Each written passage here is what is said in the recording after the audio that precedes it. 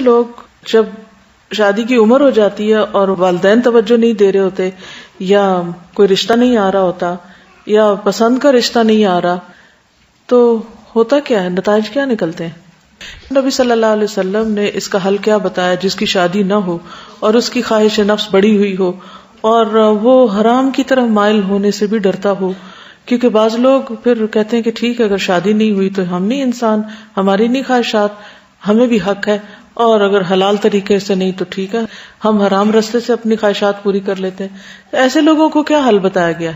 روزہ۔ تو ہر شخص اپنے بارے میں خوب جانتا ہے، کچھ چیزیں ایسی ہیں جو آپ کسی سے ذکر بھی نہیں کر سکتے کہ آپ کے اندر کیا طوفان مچا ہوا ہے، نہ آپ اپنی ماں کو بتا سکتے، نہ کسی دوست کو، نہ کسی کو بھی ذکر نہیں کر سکتے۔ ایک نیچرل چیز ہے نا، اللہ نے اندر رکھ دی ہے تو وہ سر اٹھائے گی۔ تو اس صورت میں پھر اس کا کیا حل؟ یہ ہے کہ ہم ہر ایک سے انتقام لیتے رہیں، ماں باپ کے ساتھ بدتمیزی کریں کہ وہ شادی کیوں نہیں کر رہے، یا لوگوں کو برا بھلا کہیں کہ جو آ کے رشتہ دیکھ کے چلے جاتے ہیں اور کوئی فیصلہ نہیں کرتے۔ کس کو بلیم کریں؟ ہر چیز کا ایک وقت ہے، کوئی اور وجہ بھی ہو سکتی ہے۔